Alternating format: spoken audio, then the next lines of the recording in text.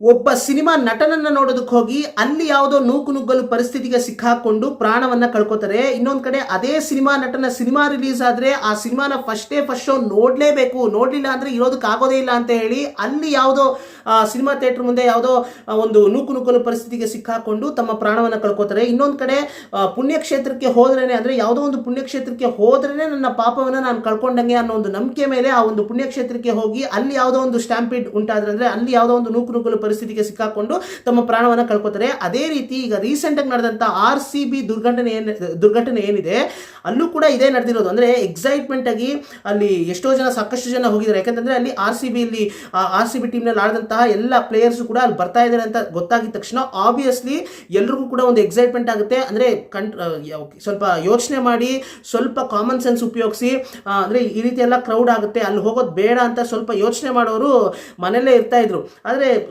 ಅದೆಲ್ಲ ಮೀರಿ ಎಕ್ಸೈಟ್ಮೆಂಟ್ನ ತಡ್ಕೊಳಕ್ಕಾಗದೆ, ಒಂದು ತಮ್ಮ ಮೇಲೆ ತಾವೇ ಕಂಟ್ರೋಲ್ ಇಲ್ಲದೆ ಹೀಗೆ ಹೋಗಿ ನೋಡಲೇಬೇಕು ಅಂತ ಹೋಗ್ತಾರಲ್ಲ, ಸೊ ಹೀಗೆ ಆಗೋದು ಆ ರೀತಿ ಎಲ್ಲ ಮಾಡಿದ್ರೆ. ಸೊ ಒಂದು ಡಿಸಿಪ್ಲೈನ್ ಅನ್ನೋದು ಇರಬೇಕಲ್ವಾ.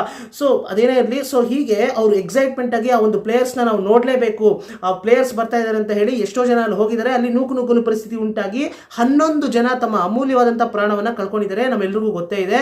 ಸೊ ಈ ಘಟನೆ ನಡೆದ ನಂತರ ಅವರ ತಂದೆ ತಾಯಿಗಳ ಗೋಳಾಟವನ್ನು ನೋಡೋದಕ್ಕೆ ಸಾಧ್ಯ ಆಗ್ತಾ ಇಲ್ಲ. ಅಂದ್ರೆ ತಮ್ಮ ಮಕ್ಕಳು, ಅಂದ್ರೆ ಎಲ್ಲರೂ ಕೂಡ ಕೆಲವರು ಓದ್ತಾ ಇರೋರು, ಕೆಲವರು ಆಗ್ತಾನೆ ಓದ್ ಮುಗಿಸಿ ಯಾರೋ ಒಬ್ಬ ಇಂಟರ್ವ್ಯೂಗೆ ಅಂತ ಬಂದಿದ್ದಂತೆ ಬೆಂಗಳೂರಿಗೆ. ಸೊ ಇನ್ಯಾರೋ ಒಬ್ಬ TC ತಗೊಂಡ್ಬರ್ತೀನಿ ಅಂತ ಸುಳ್ಳು ಹೇಳಿ ಈ ರೀತಿ ಬಂದಿದ್ದಂತೆ ಈ ಇವೆಂಟ್ ನೋಡಬೇಕು ಅಂತ. ಸೊ ಹೀಗೆ ಎಲ್ಲರೂ ಕೂಡ ವಯಸ್ಸು ಹುಡುಗಿರು ಮುಂದೆ ಬಾಳಿ ಬದುಕಬೇಕಾದವರು, ಮುಂದೆ ಸಾಕಷ್ಟು ಕನಸುಗಳನ್ನ ಕಟ್ಕೊಂಡಿರ್ತಾರೆ ಅವರು, ಎಲ್ಲವೂ ಕೂಡ ನುಚ್ಚುನೂರಾಯಿತು. ಅಟ್ ದ ಸೇಮ್ ಟೈಮ್ ಇಲ್ಲಿ ನಿಜವಾದಂಥ ವಿಕ್ಟಿಮ್ಸ್ ಯಾರಾದರೂ ಇದ್ರೆ ಅವರ ತಂದೆ ತಾಯಿಗಳು. ಯಾಕಂದ್ರೆ ಇವರೇನೋ ಪ್ರಾಣವನ್ನ ಕಳ್ಕೊಂಡ್ಬಿಟ್ರು, ಆದರೆ ಅವರ ತಂದೆ ತಾಯಿಗಳು ಕಾಲಕ್ಕೂ, ಅಂದ್ರೆ ಅವರ ಜೀವಮಾನ ಪೂರ್ತಿ ತನ್ನ ಮಗಳು ಈ ಒಂದು ಕಾರಣಕ್ಕೋಸ್ಕರ ತಮ್ಮ ಪ್ರಾಣವನ್ನ ಕಳ್ಕೊಂಡ್ರು. ಅಂದ್ರೆ ಅದನ್ನ ನೆನೆಸ್ಕೊಂಡಾಗೆಲ್ಲ ಒಂಥರ ಬೇಜಾರಾಗುತ್ತೆ. ಒಂಥರ ಏನಪ್ಪ ಇದು, ಅಂದ್ರೆ ಯಾರೋ ಒಬ್ಬ ಯೋಧ ದೇಶಕ್ಕೋಸ್ಕರ ಹೋರಾಡಿ ತಮ್ಮ ಪ್ರಾಣವನ್ನ ಕಳ್ಕೊಂಡ್ರೆ ಅದರಲ್ಲಿ ಒಂದು ಅರ್ಥ ಇದೆ. ಆದ್ರೆ ಇದು ಯಾವುದೋ ಅರ್ಥವೇ ಇಲ್ಲ. ಇವ್ರು ಪ್ರಾಣವನ್ನ ಕಳ್ಕೊಂಡಿರೋದಕ್ಕೆ ಇಲ್ಲಿ ಏನಾದರೂ ಅರ್ಥ ಇದೆಯಾ? ಅರ್ಥವಿಲ್ಲದೆ ಇರುವಂತ ಒಂದು ಸೆಲೆಬ್ರೇಷನ್ಗೆ ಹೋಗಿ ಅರ್ಥವಿಲ್ಲದೇನೆ ತಮ್ಮ ಪ್ರಾಣವನ್ನ ಕಳ್ಕೊಂಡಿದ್ದಾರೆ ಅಂತ ನಾನು ಹೇಳ್ತೀನಿ. ಯಾಕಂದ್ರೆ RCB ಜಯವನ್ನ ಸಾಧಿಸಿತು. 18 ವರ್ಷದ ಅಜ್ಞಾತವಾಸದ ನಂತರ ಜಯವನ್ನ ಸಾಧಿಸಿದೆ, ಸೆಲೆಬ್ರೇಷನ್ ಮಾಡಿದ್ವಿ, ಹೆಮ್ಮೆಯನ್ನು ಪಡ್ಕೊಂಡ್ವಿ, ಓಕೆ.